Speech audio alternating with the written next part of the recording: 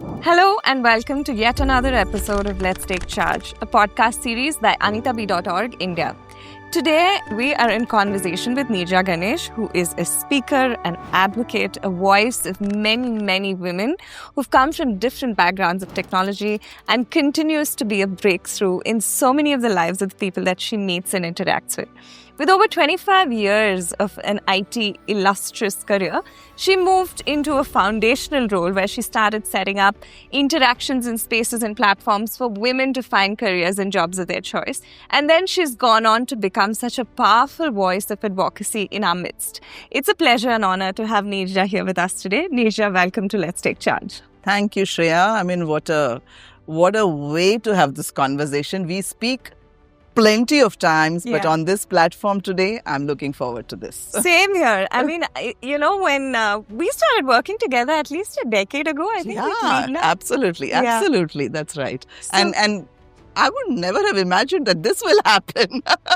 Same here. We've thought about writing books together. Yes. We've thought about doing so many interesting projects together. We have done so many sessions together. That's true. Yes. So before we start to hear about your journey, I'd love to start with a fun question. Sure. If you had a time machine, if you could go and use it only once, okay, where would you go? Would you go back to the past or would you go into the future? And why? Okay, I'll go to the future. And to answer this question, I'll tell you what my dentist said. Okay, so I'm sure all of us know that if you pull out a tooth, these days dentists are very, very careful. They just don't pull out a tooth. They try to retain it with all possible, treatments, because if you pull out a tooth, then the rest of the teeth just move around and then that kind of disrupts everything. So now I have a need to get my wisdom tooth removed.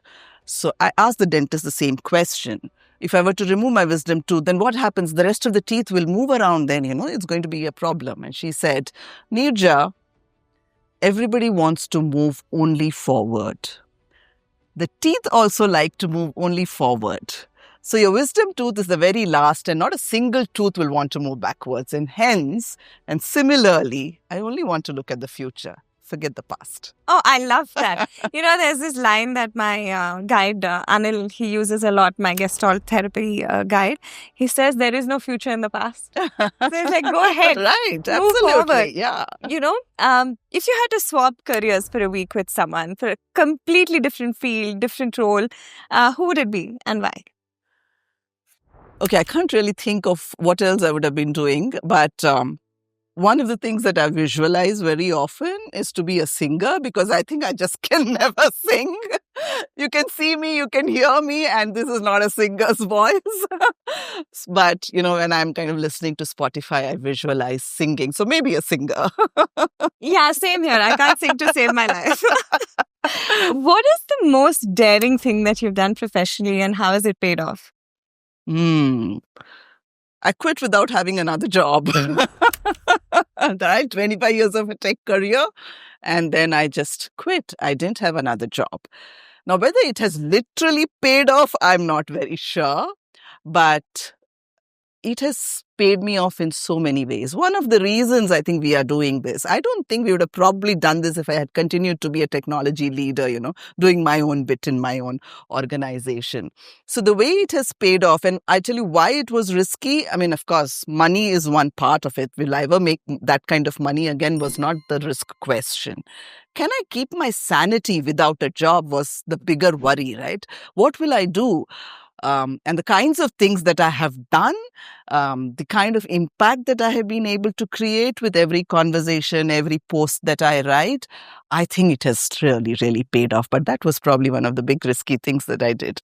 I think, Neeraja, I've seen that, right? I've seen how women engage with you in a space, how they look up to what you have to say.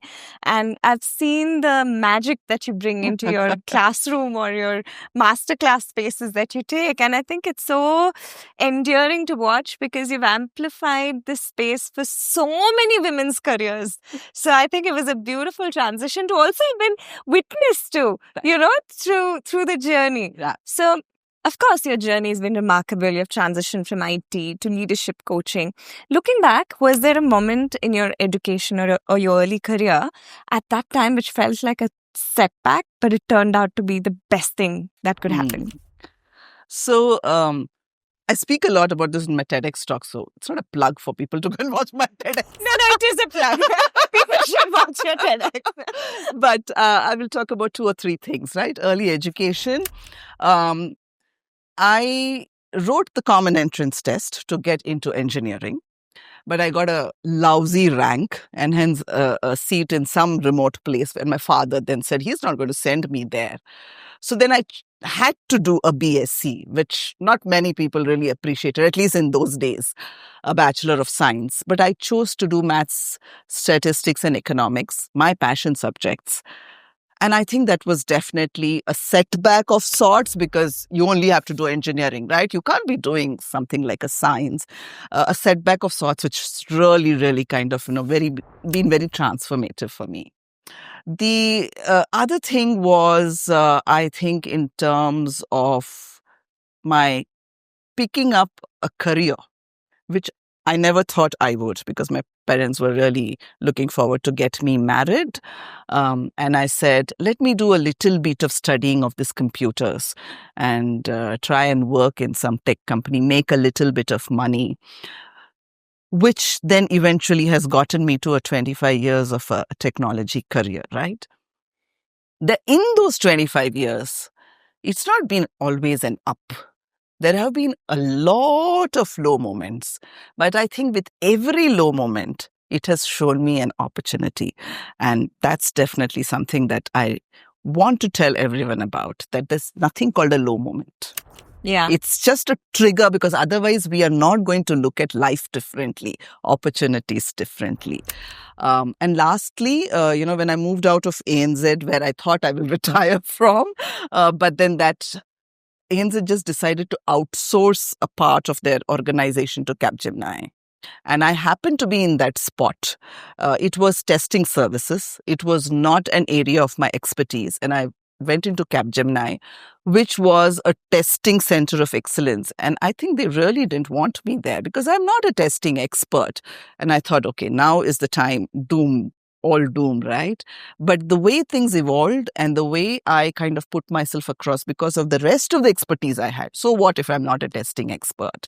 And the kind of opportunities that it showed me, I think all of these put together have been low moments, which only, get you further. Yeah, if you can start looking at moments of difficulty as moments of transformation. Absolutely. I think it just switches the way you look at the way life transforms through difficulty. That's right. Yeah. Yeah. You mentor so many young professionals today, and I know you do it with such gusto and passion. If you were to give one piece of advice to a young professional who's looking forward to building a future and career, what would that be? This is a mantra that I often speak about, and probably I will say it again and again during the session today. Treat every interaction as an opportunity. And I want to narrate Sneha, my daughter's story. So this was in 2020, the thick of the pandemic. We just kind of, in wave 1, and she had given her 12th standard exams, and there was one paper pending. That's what happened to all the kids in 12th grade or 10th grade that year, right? Not knowing whether she will ever get to write that paper and what next. So I was talking to Madhura Dasgupta Sinha, who's the founder of Aspire for Her, over a Zoom call that day. And that was my first interaction with Madhura. So she wanted to know about my family. And I just, spoke about my family and I said, I have my daughter. And Sneha was moving around at the back. So I said, Sneha, come, I'll introduce you to Madhura. And I always, look at the young kids of today who don't necessarily want to talk to anyone that they don't know of without an agenda. Who is she? And she's, as old as I. So they really don't want to talk to aunties anymore, right?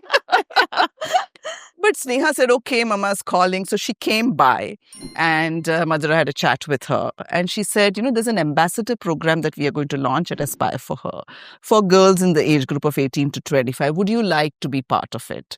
And she got onto that. And Sneha's story from then, right? From being an ambassador at Aspire for Her, she picked up every possible role at AFH, which is what I think has shaped her into a professional. And today she works as a data analyst at MIQ. And she's a part of Grace Hopper, and she's an anchor for one of our Absolutely tracks. right. Yeah. And she herself says, I don't think it's my math, statistics, computer science from Christ University that got me this role. It's all these opportunities that came my way. So that's why treat every interaction as an opportunity. It could be even a conversation with somebody else. You don't know what comes out of it. Absolutely. And I think that's such an important thing to remember, because today, the screen is taking up so much of everybody's time. True. Where there is not really too many opportunities, because it's the same algorithm that's pushing back to you what you've already, learned or read or heard. Correct. Whereas a conversation with somebody else will always push you more to find more to do. So you've worn multiple hats throughout your career. There are many things that you've tried. Which role challenged you the most, and sort of how did you navigate it? Sure. So one of the roles in ANZ, I was asked to head a team of about 35 people. And this team was managing the technology for the retail bank or the retail branches of Asia and Pacific of the ANZ Bank. Now, the challenge that was told to me was this team keeps themselves to themselves. They don't interact with the rest of the organization. And the team thought that you really need to grow as an intern to any role in this team. They will never encourage anyone to come in laterally. So you join as an intern and then you learn everything and you grow. And then can you imagine everyone grows and then you're stagnant here. They don't even want to look at any other opportunity outside of this team. So we had plenty of challenges that this team doesn't interact with anybody else. And we don't have any fresh blood in the team. They don't want to look at anything new. They just to themselves. And Neeraja, just crack this. That's what was told to me. So the first thing that I did was I didn't listen to the management. I took on the role, but I didn't listen to whatever they said was the problem statement. I said, I'll write the problem statement myself. And I spoke to every person in the team. What had to be a 1 hour one-on-one became 3 one-on-ones, 4 one-on-ones, because the team had a different story. They said the management doesn't care about us. Okay, that was their version. So we are to ourselves because the manager didn't even bother to ask us what we want, what we do, and how well we are accomplishing this. So I had to now really bridge the gap between the management and the team and get them to see eye to eye and also enable this team to grow, which meant I had to let go of some people and get them roles outside, bring in fresh blood. Some of the, people who'd been there for 10, 15 years were not happy because an external person like me is coming to the help of this team. I am letting go some real stalwarts. I'm bringing in some newcomers. There was all kinds of, issues. But the biggest one I always say is that this team was also known by one number. It was 38. The team had a staff engagement score of 38%, which means only 38% of the team is engaged. The rest are not engaged. I'm not even talking satisfaction, happy, engaged to be doing something. And our attrition rate was 38%, the biggest and the highest. Not a surprise if you're only 30% are engaged, then the attrition is that high. So I had to really fix this. It took me 3 years. But I transformed it. As I left the team, they were at 65% staff engagement score, one of the highest, because you never get 100%. So 75% was the benchmark. We were at 65%. And I had grown the team. I had doubled the team. And people were growing like anything. So I think one of the most challenging assignments, but most satisfying because I really could bring out a transformation there. Yeah, and when talking about transformation, you can't bring about transformation if you're not willing to take that risk. Yeah. And if you're not willing to be open to listen to all sides. True. I think that's such a gift to be able to take on what the landscape shows you versus what you're being told. Exactly. It's very, very important. Everyone has a view. Everyone has a perception. It may be right. Even if the management was right, I can't go and tell them the management is right. I have to get them to understand that the management is right. And that was the journey. Wow. Talking about journeys, risk, transformation, what are some of the career risks that you've taken that have totally transformed your professional trajectory? Many, but I'll talk about this one, right?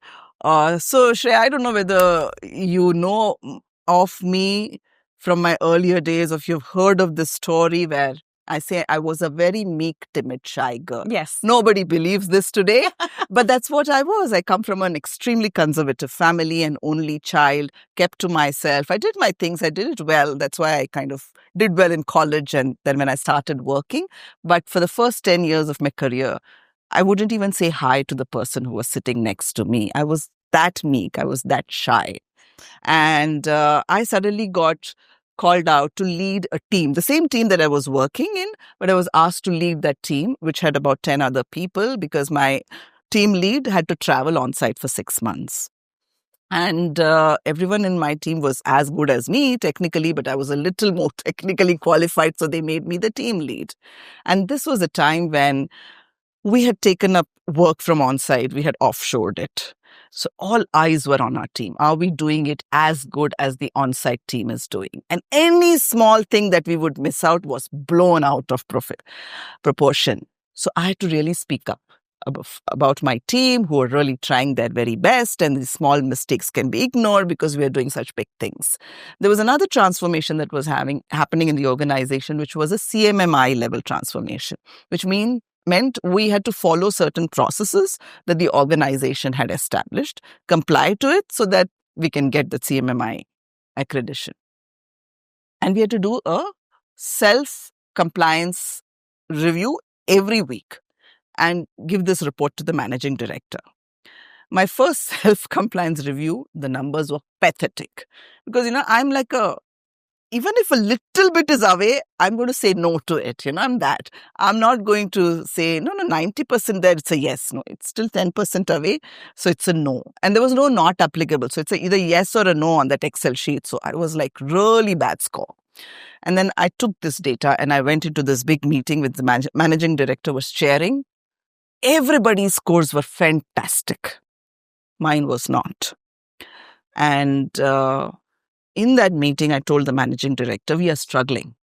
We would like some help. We would like someone from the quality assurance team to come sit with us, understand the work that we do, and then tell us how do we follow these processes.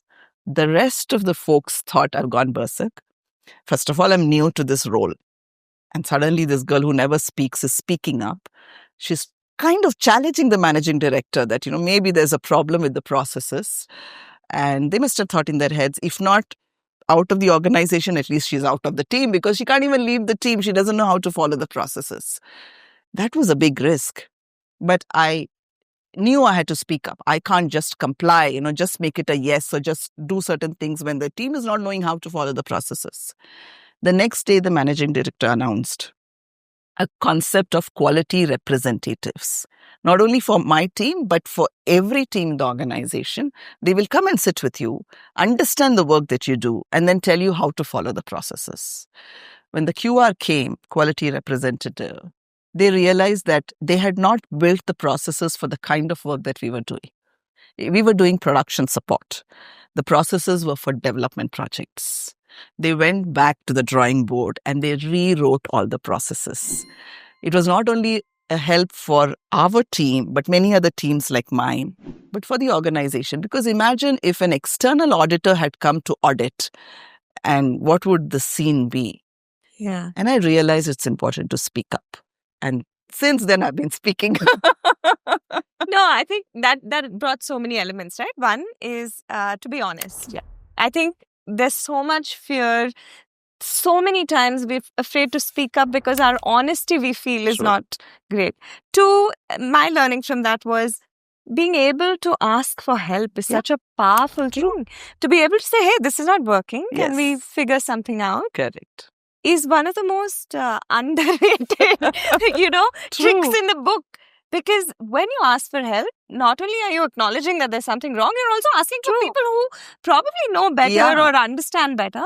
And we don't often take that risk. Exactly. That's right. But I think I have to give it up to the managing director who heard me. Like, really, leaders of that kind is what we need. And my leadership growth has been from that. Imagine I'm taking inspiration from a leader who's willing to listen. Yeah. Right? Yeah. So to be open to listening is another exactly. skill in itself. Absolutely. Which brings me to, all of us have such different ideas of what success could look like and mean. What has your definition of success been, and how has it changed over the years? I think largely my definition of success has stayed the same. I don't measure success with outcomes achieved against the targets. In a corporate setup, that's what? You're given KPIs and you're measured at the end of the year performance appraisals. Oh, you didn't meet this goal, so you are not good, equal to you are not successful, right? I don't believe in success equal to targets met, because there are many, many factors which contribute to meeting the targets, going beyond the targets, or, kind of lagging behind. For me, success is about creating an impact. And I'll narrate the story from Aspire for Her when I was driving this couple of projects in the education space to impact 5,000 women with digital skills. So we had a mandate, 5,000 women, certifications, placements over a year. And these were women who come from economically weaker sections of the society, could be persons with disability, could be people who were impacted with COVID. Due to COVID, they've lost the main breadwinner of the family. Well, we didn't meet our targets. We didn't meet the 5,000. We must have met 50% maybe, or even lesser. But for me, I was very successful. And I think Aspire for Her was very successful with that project, because whoever we touched, we kind of enrolled about 15,000 people to this program. So it was not 5,000, but the numbers that completed were much lesser. But each of those 15,000 had an impact because they were part of this community, because they suddenly had an exposure to what it meant to be digitally, savvy. And even if they did one lesson, it was good enough for them. They didn't need Aspire for Her or Neeraja to get them a job. They figured it out themselves, right? And I think that's success. If you can create an impact, even in one person, that's good enough. I completely agree. And we often don't recognize how little is needed in terms of that support for them to then find their own way. Exactly. That's right. Yeah, absolutely. Absolutely. I keep thinking about it. We're able to give because there are people who are willing to receive and take it and make it transformative. We just played that role of the catalyst. That's probably it. We can only impact this many. They will go ahead and impact, a larger number, and that's how this is going to change. Absolutely. And that gives me hope. Yes. Throughout your career, you've likely faced many moments of being the person that you said you were, the timid person. And then, of course, now we own our loudness and our joy. And, I'm sure you've come across times where you've had to deal with different kinds of biases and different kinds of, the look that you get. How have you dealt with it? How have you navigated it? What have been those barriers? We can stay the whole day here. We need to write that book. We need to write that book. But let me pick one of them. So in the same team that I was talking about, where I had to bring this transformation of that 38 to 65, another big thing happened. Suddenly, the strategy that ANZ had for Asia Pacific, now ANZ is an Australia-New Zealand bank, right? So they had a very small presence in Asia Pacific. They suddenly decided we need to touch the emerging market. So we need more in Asia. So there was a complete strategy shift, and hence they needed to put in a new person as the managing director of Asia Pacific. So they brought in a change of leader. When leaders change there, everything changes. So the technology leader also changed. The bank had a new leader. The technology leader changed. This person came from the Tech Australia division to lead Tech Asia. So obviously I was heading Asia in India, right? The technology setup. I knew there's going to be a change in India too. Everybody knew. He's going to bring in his people. But he took his own time to make that change. So in those 6 months, I was trying to interact with him. I was trying to understand what vision he had and how I could contribute to it. So I used to set up one-on-one meetings with him. I used to send him emails. I used to send him updates. Zero response. He wouldn't come to a single meeting, of course, virtual, because he sat in Australia. I was in Bangalore. Not a single meeting he came. Not a single email he responded to. He would invite me to his team leads meetings once a week. I could give my updates, but beyond that, there was no interaction. I really, really tried hard because I wanted to really be his support. If he had some vision, then I wanted to see how to enable that. Tried my best. And then I decided, okay, now it's not working. I will do what I want to do. Because if I were to make a mistake, then at least he'll call me, right? So I just went about doing my own things because I had this challenge of changing the 38 to 65 or whatever. So I was doing my own thing. 6 months later, he traveled to Bangalore and everyone knew it was to make the announcement of a change of the India leadership team, which meant I'm going to lose my job. He's going to bring in someone else. The day he landed in India, the staff engagement results were out. We were at 65%. He came to my desk. He said, can we go for breakfast? And we had breakfast. And for the 3 days that he was here, he was just going around me because he saw this woman has brought about a transformation and he didn't want to let me go. And he was like, what would you like to do? How can we shape the future, etc. So the biases, whatever bias he carried, whether this is a woman, this is an Indian woman, she has never worked with me, so he doesn't know whether I can really match up with his vision and expectations. It was not said by words, but it was said in every other way. Yeah. But I said, okay, I will do what I have to do. If eventually he's going to move me out, let him move me out. Yeah. But I will keep at it. And I kept at it and he wanted me after that. So difficult times, I don't know how many others would have probably stayed the course. Yeah. They could have broken down because it's not easy to stay the course. Mentally, it's not the resilience that you need to have to, keep up with all of this. But these are some of the learnings. Keep at it. Which is, to me, when I think about it, results will never lie. If you can showcase results in any room, you will be valued because True. you bring that to the table. Yeah. Right? So when you focus on excellence, acceptance comes either by chance True. or by force. Yes. Yes. And I think that's a powerful thing to remember. So Correct. thank you for sharing that. Which now brings me to equity and leadership. Mhm. So important. Yeah. Spaces that we've both been in. Yeah. We've not had that. Enough of as much as we'd like for True. it to be. Which is why I think we also become such strong voices for it. Very true. So what do you think organizations can do to take steps towards more equitable leadership spaces? I think hearing everyone is the most important. And yes, you can say as a leader of a 500,000, 10,000, strong workforce, you can't hear every voice. But that's why you have your other layers of leaders. You have your ERGs, employee resource groups. You have your champions, everybody else. So hearing every voice is important. I'll give 2 stories here. One is when I was studying at NIIT, I got this offer to be part of this organization called Sonata for a 3-month contract assignment. It was a full-time job, so 8 hours. And I was still doing my course at NIIT. And it was in an era where computers were limited. So we had to work in shifts. So they put me in the morning shift, which was 7 to 3. And my NIIT classes were from 3 to 5. And it was only for 3 days a week. So I could have made it work. But I'm talking about an era where we didn't have computers at home to practice. And with just 3 classes of 2 hours, you're not going to become, great at technology or whatever. So we used to hang around in the institute waiting for a spare PC. Somebody will be absent. Some faculty member would not have come. So we'll get that extra practice time, which is what I couldn't predict. So if I'm working in the morning shift, I don't know if I'll get those extra hours in the evening. So this was a predicament, right? I didn't know what to do. Now, there were a few things I could have done. I could have said no to the Sonata offer because it's a 3-month contract. I wanted to finish my studies. Or I could have taken a break from NIIT for 3 months because I can always go back, do this contract assignment.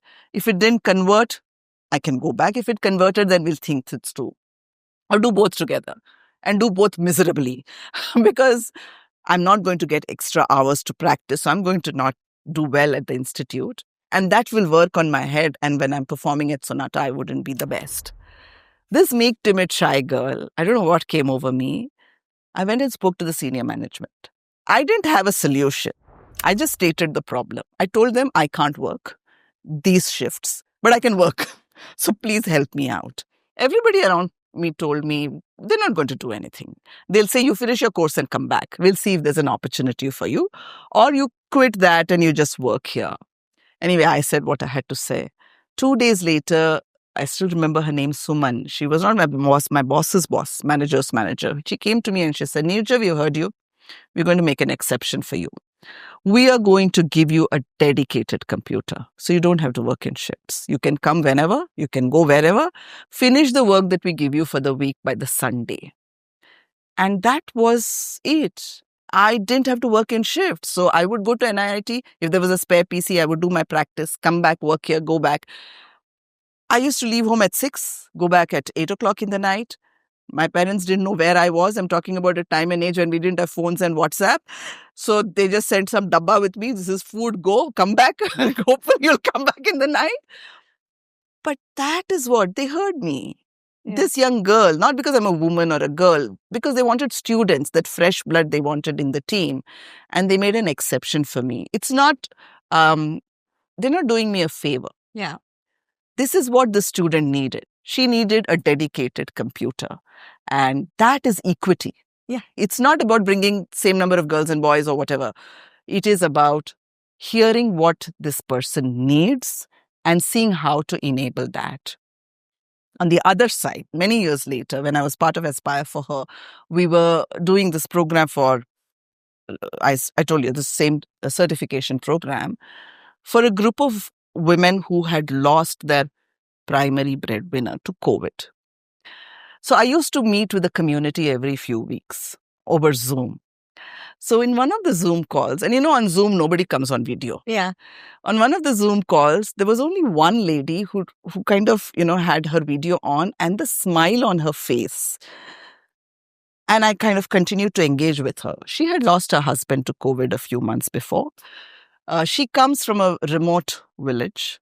She's done her MBA, of course, but these are local institutes. So MBA is just a degree. Her English was not too great. She's never worked. Her husband used to be a technology professional. So she used to be the homemaker. She took care of the kids and now the husband is no more. So she became part of this program to learn something, to do something. But the smile, despite whatever, that just caught my attention. So I had to hire in my team. I wrote to her and I said, would you like to work with us? Nobody would have otherwise, done that because you don't have English, you don't know anything, you've never worked before. But I said, no, would you like to? She said, if you teach me, I will. Wow. And she came and I gave her this, data analytics reporting kind of a role. She was good with Excel. I would tell her the requirements. She would take 2 days to understand it. And her reports used to be phenomenal. Wow. I just need to tell her once and she would understand it. Then she will figure out how to make it work in Excel and give me those analytics and the reports and the dashboards. If she made a mistake, if I told her once, she would never repeat that mistake. But her English wasn't great. I told her to also woman, the help desk. So our support email ID would get a lot of emails. So in the beginning, she would translate. She was a Telugu person. The way you would say it in Telugu into English, which sounded very rude. And I told her, no, this is how you write. She would take notes. And then her emails became so better. I will tell you, she was one of the best people that I have worked with. This is equity. Yeah. It's not about English. It's not about have you worked before? What kind of courses have you done? If someone wants to learn, can we enable that? If she had stayed on with me, I think she would have really grown. But then she had other things that she wanted to look at and she moved out of the team very soon. But this is what we need on both sides of the table. People, can you ask for what you want? There will be someone who's listening to you. And if you have the opportunity to make it happen, you are the leader. Can you please listen to the other person? Wow. Both stories bring up stories of my own. I did a full-time master's with a full-time job. Okay. And it was the same thing. Right. I negotiated at the college and I negotiated at work. And I said, I've been working here for so long. And the same thing, I transitioned jobs in the middle of my master's. And you're right. It's just about saying, hey, this is the availability that I have. Correct. instead of already deciding for them or assuming that the decision is going to be made in whatever favor, to be open to saying, can we negotiate? Can we talk? Can we navigate? And the second story that you shared, I think just two things, the right attitude and aptitude. True. And you have people who will commit to their career paths because that's who they are. Yeah. And if we can just give them the freedom to explore that, I think that is so truly equity. Thank you, Neeraja. Wow, that is, it's sitting so beautifully with me. Neeraja, you've been part of Grasshopper last year. From the time we envisioned it, you came on board, you were the brand ambassador, you're a speaker, you did, the networking masterclass, you spoke about motherhood-based biases. Firstly, thank you. Thank you for championing Grasshopper and making it your own. What were your experiences of both those segments, right? The networking masterclass, which was abundant. And then, of course, the motherhood bias. What were some of the takeaways you wanted the audience to go back with? What resonated? What stuck? So, the first one, so I went in a few minutes early to the room where we were going to do this session. And some people had come in early. There was this young boy who came and sat. He's still in college. And really, GHCI opens up their doors to everybody. I was really so thrilled to see the spectrum, the age, the gender, the experience, and, everyone just kind of walking in. So he'd come and he was sitting there. So now I have to make conversation. So I asked him, hey, so what are your expectations from this class? Typical college student. He said, ma'am, I don't even know what's going to happen here. I was just walking around. I said, this class I will attend. And he stayed connected with me till today. Wow. Because he got something out of it, which he believes is going to be useful for him for life. Yeah. So from a young boy who didn't know what he was going to be doing next class, I'll just go and sit. Just like in college, they'll just sit in some classroom, right? To what he has learned. Right. And he still messages me, with questions, with doubts and, all of that. That is how GHCI was. It gave everyone something. Something is very small, but at least something in terms of a takeaway, because you had a gala. You had a gala over 2 days for the event and the one before, the evening before the event. But the number of road shows that GHCI did, catering to people in every city and then virtually, you made it accessible to everyone. Yeah. There was something. Definitely for everyone, which is what I realized through my class in networking or, the diversity of topics, whether it was technical, non-technical, whether it was for young students, whether it was for mothers or, senior professionals, to get that like a one-stop solution, right? Was what I think GHCI was. Yeah, and this year is even more exciting because this year we have an entrepreneurship piece. Wow, that's so wonderful. There's an entire track focused on entrepreneurship and one focused on personal growth this year. Okay, all right. What are your visions for GHCI 25 this year? I heard something very profound recently. This person was saying one of the competencies that each of us needs to build is the competency to unlearn. And I thought that was beautiful because we may unlearn because of a trigger. Today we have to. Yeah. There's no way out. But can we make it, if you are calling it a competency, then it can't be because of a trigger. It has to be a ritual. Each of us unlearn something every few months, weeks, years, whatever we decide the time frame is. So can you focus on something like that? Competency called unlearning is beautiful. And that is something everyone, whether you're a 20-year-old or 50-year-old, needs to know. That you can't, just stick to what you have learned all these years. Yeah. You have to find a way to unlearn and then pick up new things. That is so very available to us. To focus on that. Of course, AI. Yeah. You will have it. Or you will have agentic AI, I'm sure. Generative, agentic, all of it. All of that. Definitely teach us how to create our own GPTs. That's something that I'm looking forward to. But the final one, and I hope you'll invite me for this, I really want everyone to start looking at creating their own opportunities. Not just wait. Shreya, will you invite me?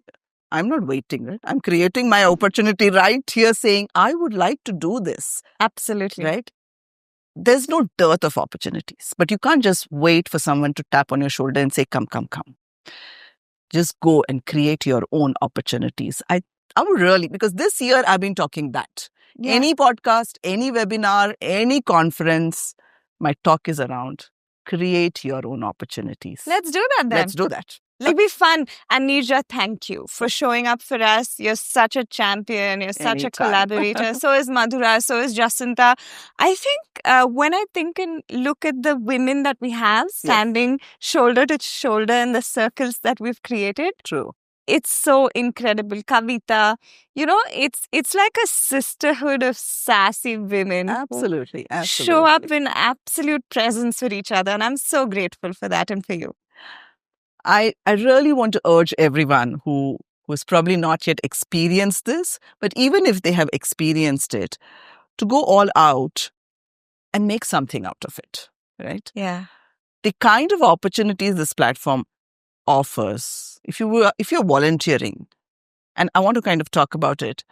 I started as a volunteer somewhere. My journey out of the corporate into I don't know what I was going to do really happened because I said, I'm going to volunteer. Wherever there is a need, I bring myself, I bring my richness of experience and my passion. And that's what has brought me to this stage today. So GHCI offers that. Yeah. So can we volunteer? Because we need these hands and heads. Right? Yeah. Can you just apply to speak?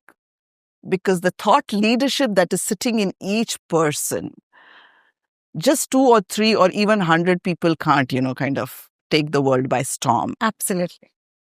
How is it that you can have many more people listen to you? It is platforms like these. So recently, there was this podcast, some global podcast firm.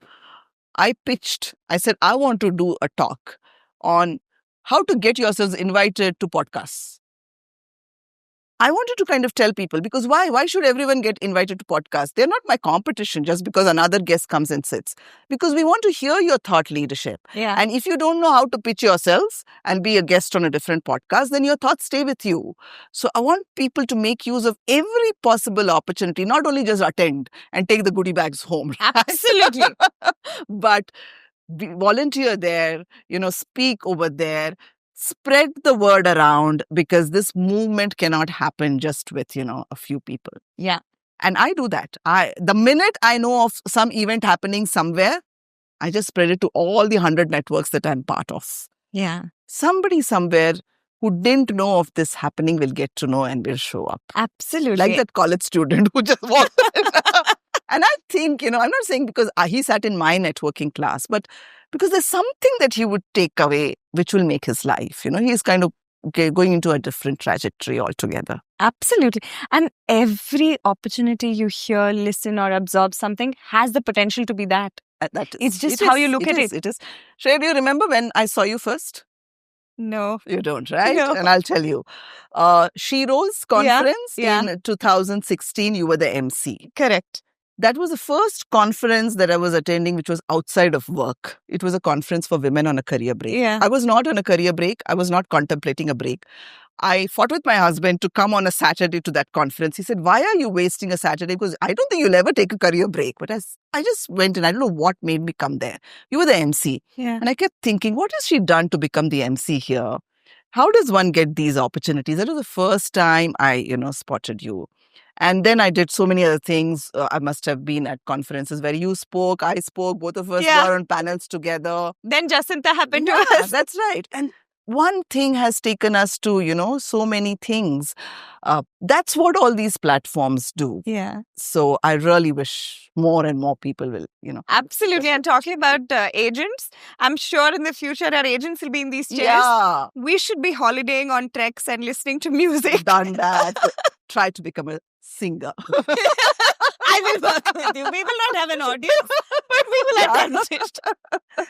Talking about networking, your class on networking is so incredible because you speak about authentic connection, Right. and that's something very close to my heart as well, right? we wouldn't be sitting here with True. such familiarity and joy if it was not an authentic connection. Right. Then I'd be trying to make this a very contrived, oh, let's be didactic True. and clear about this flow. The reason we enjoy each other's conversation so much is because our connection Right. is based on authenticity. And tell our audience a little bit about how to do that, because women always think, oh, I can't go on these smoke breaks. But smoke breaks are not the only networking spaces. Not at all. So there are three things in networking. There could be many, but I think three big things. First of all, get out of your comfort zone. Whatever that be, doesn't necessarily mean you have to attend an event. Sitting at your home, what is it that you will do differently today? Are you going on to LinkedIn? Are you going on to one of the WhatsApp groups? Are you, kind of chatting up with someone? Get out of your comfort zone. Nothing happens in the comfort. You have to get uncomfortable. The second is about introducing yourselves in a way that the other person wants to stay connected with you, listen to you more. In that class, because I got in early and people started trooping in early, I just started asking people to introduce themselves. People said their name, which company they work in. The biggest of the names came out, right? The Amazons and the Googles and everything. And the role that they were in. And then I kind of asked people after a while, what do you remember? Do you know which person is working in which company, which role? Nobody remembered. So that's not the way you introduce. Yeah. Unless and until I'm really looking forward to a job in that company, I'm not going to remember that you're from that company and you have that role. But that unique thing that you said about yourself, maybe I'm from Kashmir or, this is my interest or something, which is what stays. And people said, that person who said this, not about the company and the name. So how do you introduce? That is a very big thing in networking. And the third is authenticity. Networking is not about what you get from the other person. Networking is about what is the value that you give. And how do you know what value? It is not about, value in terms of money. It is just making the other person feel good. So I was, I got invited to a meeting. It was supposed to be a working lunch meeting. So the host asked each of us, what would you like to order for food? And there was this lady who said rava idli. And I said, lunch and rava idli? She said, see, Neeraja, I can never make rava idlis well. So whenever I have an opportunity to order food, it's always rava idlis. Now, I'm not a great cook, but still I gave her gyan on how to make rava idlis. But that stayed with me. Yeah. The next time we got into a meeting, the first question I asked her was, have you gotten better with making rava idlis? And she was thrilled that I remembered that about her.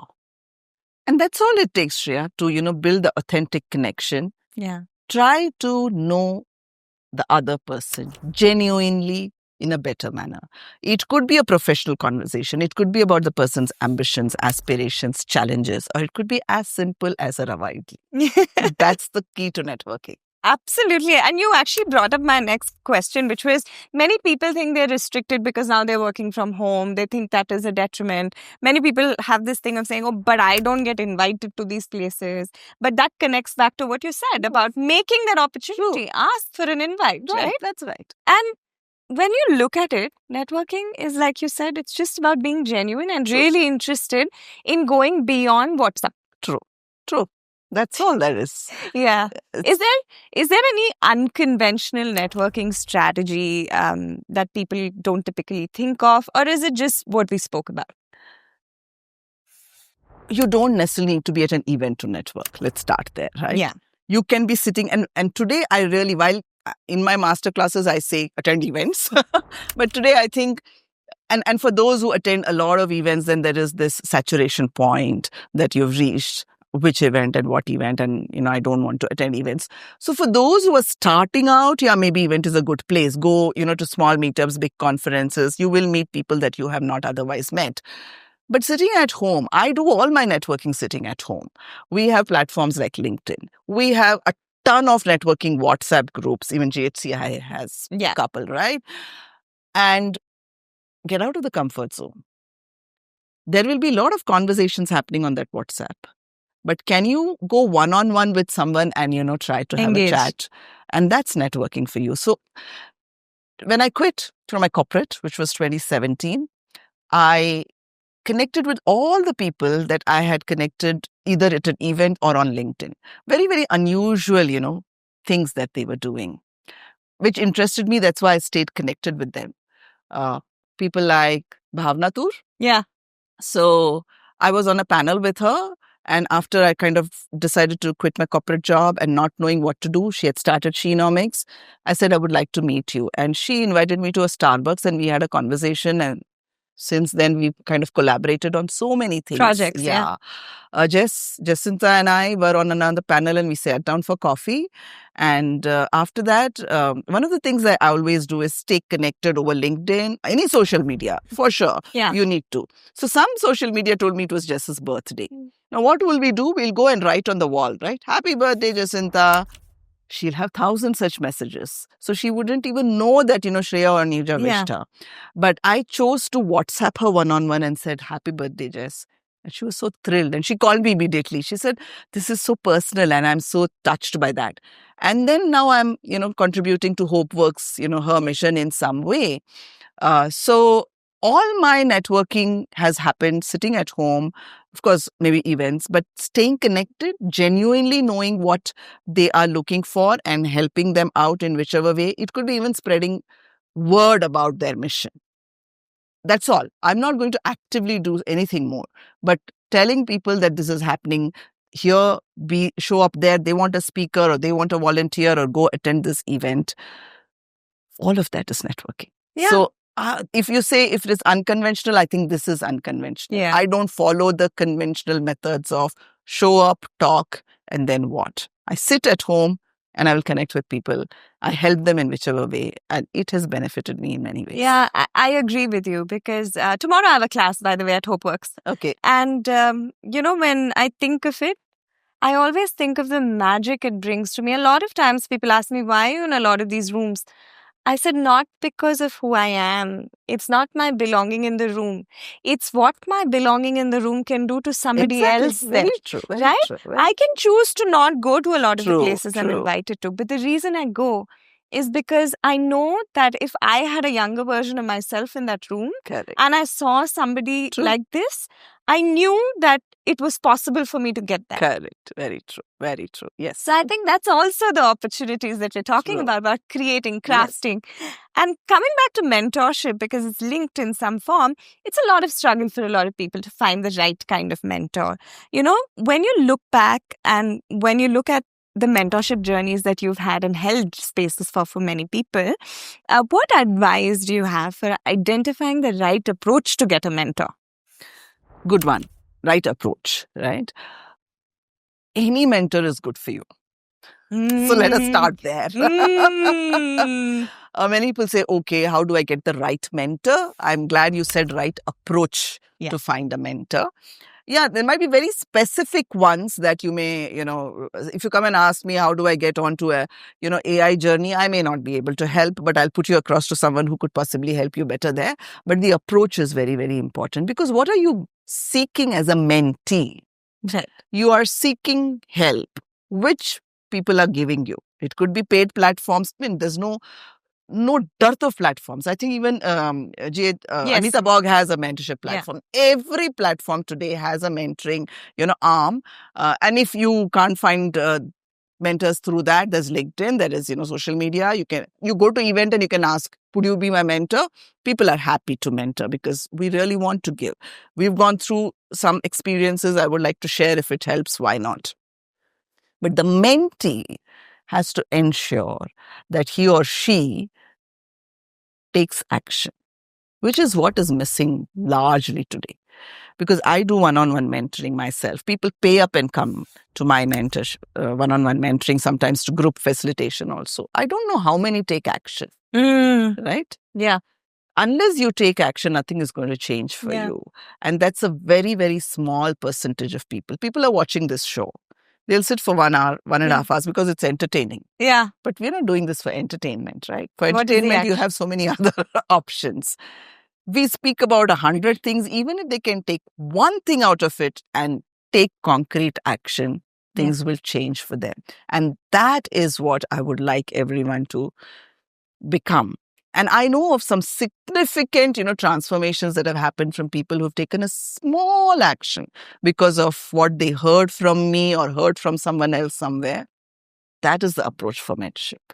Which I think is so powerful, right? Because in that way, if you were to look at it, the amount of content we're exposed to, every opportunity is a mentorship opportunity. Exactly. You rightly said. Yeah. So, that's landing so nicely. Especially if you're looking at leadership transitions, and a lot of times people are very weary of taking on leadership positions, especially women, if you notice. What is the one piece of advice you'd tell a first-time leader who's going to step into leadership? Yeah, this term leadership has to be understood well. Yeah. Who is a leader? Yeah. A leader has a lot of followers. In a very loose language, a leader and there are followers, right? You have to enable that followership. Why are people going to follow you as a leader? It's not bossism. Yeah. Right? That's why you're a leader and not a manager. A manager also gives tasks and gets stuff done. But a leader has to enable people to grow in one of the ways, if I could put it across, which people don't understand. The minute they become, they get that power, could be small, could be big. They try to mandate certain things. Yeah, you have a vision, but you can't mandate.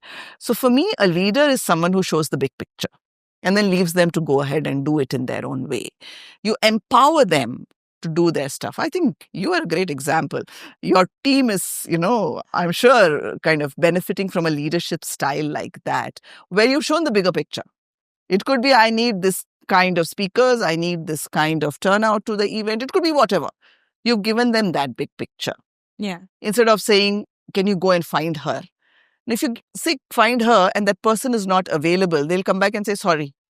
But if you say, this is the kind of a persona I need because it fits into my larger picture, I'll go and find you 10 people, right? Absolutely. Yeah. So big picture thinking and enabling everyone to understand the big picture and how their role fits into, and then leaving them to go and do their own piece. You are there to help them if they ever get stuck. Don't micromanage, please. That's not a leader. Yeah. I think this is very, very important. And all of us have it in ourselves. Yeah. We are natural leaders. But somehow the minute the title comes in, we mess it up big time. So that's what I want a leader to be. I think that's so beautiful because I have always experienced with freedom, responsibilities take it, true. I have never given responsibility. I've always given freedom. Exactly. And I have realized it's one of the most... There are, of course, people for whom it does not work and they eventually find their way. But on the larger scheme of things, I've realized, because that's who I am. Yeah.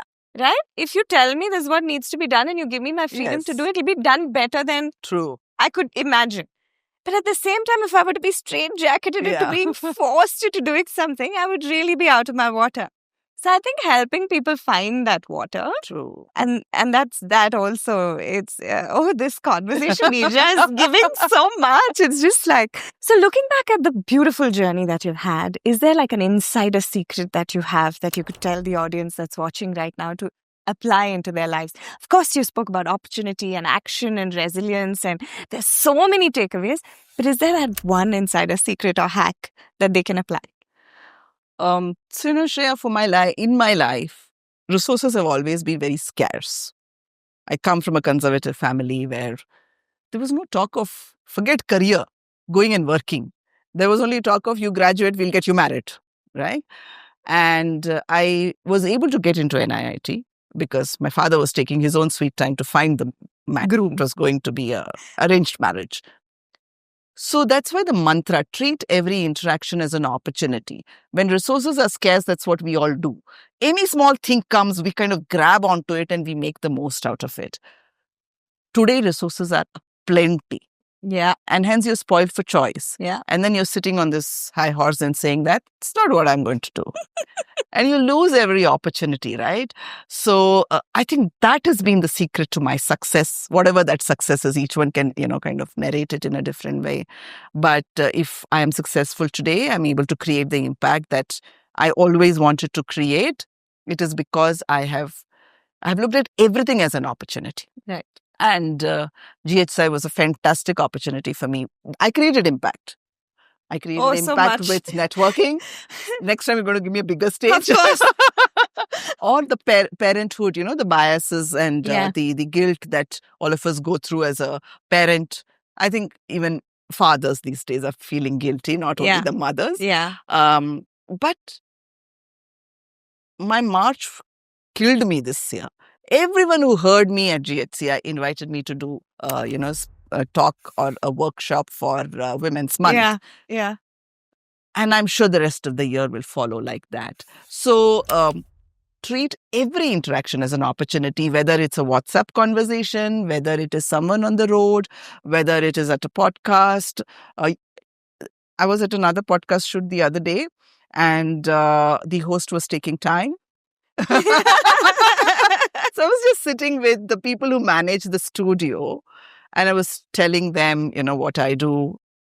And they said, I'm going to connect you to another podcast host because I think you will be a good guest on that show. So because I presented myself, the conversations that I was doing with these people, I was not sitting, I'm getting late, but I was making use of that time to have conversations, create some impact with those people, understanding their business. Maybe I can help them with something, refer their studio to somebody. So every interaction is an opportunity for everyone, which is what I have done through my life. Yeah. And that's the insider secret.